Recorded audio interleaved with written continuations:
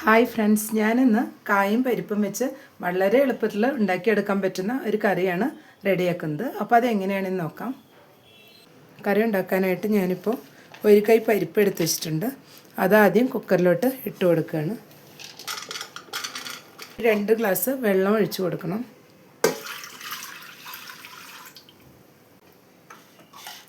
ഇനി ഇതിലേക്ക് നമുക്ക് കായ ഇട്ട് കൊടുക്കാം. ഞാനൊരു 2 പച്ചക്കായ ചെറുതാക്കി സ്ക്വയർ ഷേപ്പിൽ കട്ട് ചെയ്ത് വെച്ചതാണ്, അത് ചേർത്ത് കൊടുക്കുകയാണ്.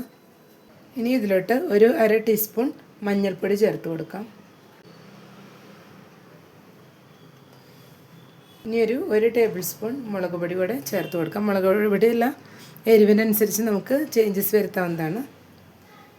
ഇനി നമുക്ക് ഇതിലോട്ട് ആവശ്യത്തിനുള്ള ഉപ്പ് കൂടെ ഇപ്പോൾ ചേർത്ത് കൊടുക്കാം. ഇനി ഒരല്പം വേപ്പില കൂടെ ആഡ് ചെയ്ത് കൊടുക്കണം. പിന്നെ ഒരു 2 പച്ചമുളക് നടുകീറി വെച്ചതും കൂടെ ചേർത്ത് കൊടുക്കുകയാണ്. ഇനി ഇതെല്ലാം കൂടെ മിക്സ് ചെയ്ത് നമുക്കിതൊന്ന് വേവിച്ചെടുക്കാം.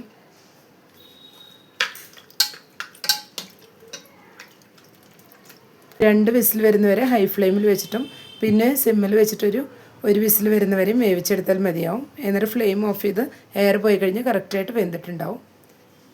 കറി വേവുന്ന സമയം കൊണ്ട് നമുക്ക് അതിലോട്ടുള്ള തേങ്ങയൊന്ന് അരച്ചെടുക്കണം. ഞാനിപ്പോൾ ഒരു ചെറിയ മുറി തേങ്ങയാണ് എടുത്തിട്ടുള്ളത്. ഇത് നന്നായി ഫൈനായി തന്നെ നമുക്കൊന്ന് അരച്ചെടുക്കാം. ഇപ്പോൾ നമ്മുടെ കായും പരിപ്പും കൂടെ നന്നായി വെന്ത് വന്നിട്ട് ഞാൻ കുക്കറിൽ നിന്ന് ഒരു പാത്രത്തിലോട്ട് മാറ്റിയിട്ടുണ്ട്. നമ്മളിത് ജസ്റ്റ് ഒന്ന് ഉടച്ചു കൊടുത്താൽ നല്ല കറിക്ക് നല്ല തിക്നെസ് കിട്ടും. ഇനി നമുക്ക് ഇതിലോട്ട് അരച്ച് വെച്ച് തേങ്ങ കൂടെ ചേർത്ത് കൊടുക്കാം. ഞാൻ കുറച്ച് വെള്ളം ചേർത്തിട്ടാണ് അരച്ച് വെച്ചത്, അതും കൂടെ ആഡ് ചെയ്ത് കൊടുക്കുകയാണ്. ഇനി ഇതെല്ലാം കൂടെ ഒന്ന് മിക്സ് ചെയ്തെടുക്കാം. ഇനി ഇതൊന്ന് ബോയിലാവുന്ന വരെ വെയിറ്റ് ചെയ്യണം. ഇപ്പോൾ ഇവിടെ കറി നന്നായി തിളച്ച് വന്നിട്ടുണ്ട്. ഇനി നമുക്ക് ഫ്ലെയിം ഓഫ് ചെയ്ത് ഇതൊന്ന് താളിച്ചെടുക്കണം.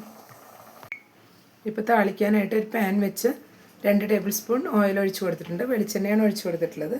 ഇതിലോട്ട് നമുക്ക് ആദ്യം കടുക് ഇട്ട് കൊടുക്കണം. ഞാനൊരു 2 ടീസ്പൂൺ കടുകാണ് ഇട്ട് കൊടുക്കുന്നത്.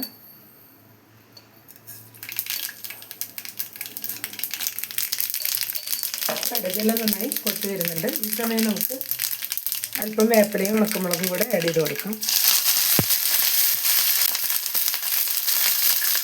നമുക്ക് കറിയിലോട്ട് ഒഴിച്ച് കൊടുക്കാം. ഇപ്പം ഞാൻ താളിച്ചത് കറിയിലോട്ട് ഒഴിച്ച് കൊടുത്തിട്ടുണ്ട്. ഇനി എല്ലാം കൂടെ ഒന്ന് മിക്സ് ചെയ്തെടുക്കാം. കായും പരിപ്പും കറിയും ഇവിടെ സെറ്റായി വന്നിട്ടുണ്ട്. നല്ല ടേസ്റ്റി ആയിട്ടുള്ള കറിയാണ്. അപ്പോൾ എല്ലാവരും ഒന്ന് ട്രൈ ചെയ്ത് നോക്കുക. നമുക്ക് വളരെ സിമ്പിളായിട്ട് ഉണ്ടാക്കിയെടുക്കാൻ പറ്റുന്ന കറിയാണ്. അപ്പോൾ ഇഷ്ടപ്പെട്ടെങ്കിൽ എല്ലാവരും ലൈക്ക് ചെയ്യാനും ഷെയർ ചെയ്യാനും സബ്സ്ക്രൈബ് ചെയ്യാനും മറക്കരുത്. താങ്ക്